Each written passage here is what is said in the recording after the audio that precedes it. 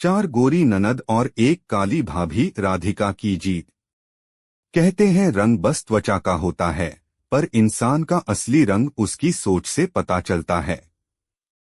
लेकिन जब एक सांवली लड़की चार चार गोरी नंदों के बीच एक राजघराने जैसी ससुराल में जाए, तो क्या वो खुद को साबित कर पाएगी?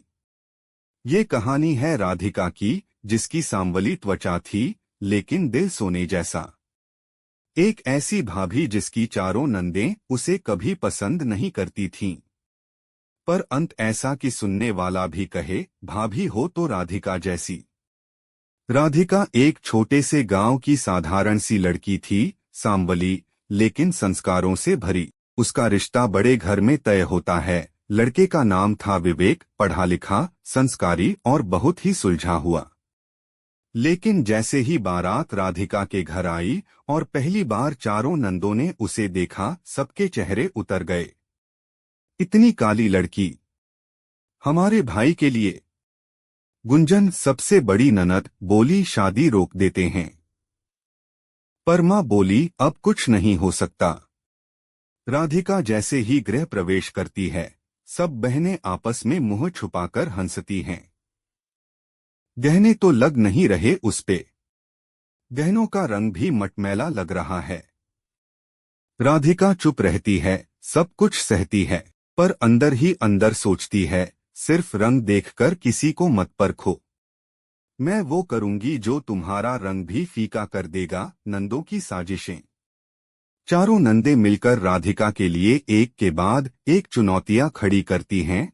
सुबह 4 बजे उठकर सारा घर साफ करना, नाश्ते में 10 लोगों का खाना अकेले बनाना, मेहमानों के सामने उसे अपमानित करना।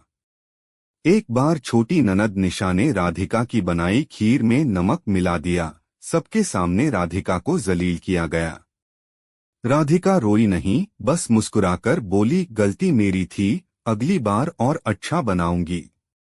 राधिका के अंदर कुछ था, एक हुनर।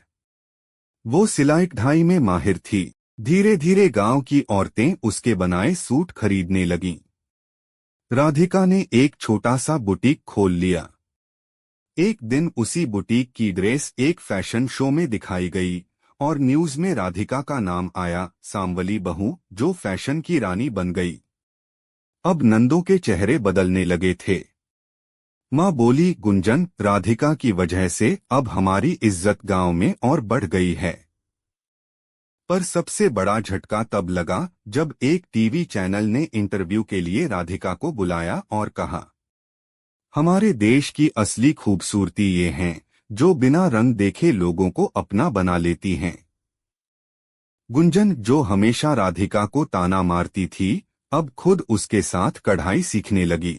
निशा, जिसने खीर में नमक मिलाया था, अब राधिका की सबसे बड़ी मददगार बन गई। राधिका ने अपने बुटीक को काली परी नाम दिया और वो नाम बन गया एक ब्रांड। राधिका का बुटीक अब शहरों तक फैल गया था। एक दिन एक इंटरव्यू में उससे पूछा गया, आप इतनी गोरी नंदों के बीच कैसे टिकीं? राधिका मुस्कुराकर बोली, मैं खुद को किसी से कम मानती ही नहीं थी। और जब आप खुद को पसंद करने लगते हैं, तो दुनिया भी आपको पसंद करने लगती है। ये थी राधिका की कहानी, जिसकी त्वचा भले ही सांवली थी, पर सोच सबसे उजली थी। जो 4 गोरी नंदों के तानों के बीच खुद को साबित कर गई। तो याद रखिए, रंग नहीं, इंसान की सोच खूबसूरत होती है।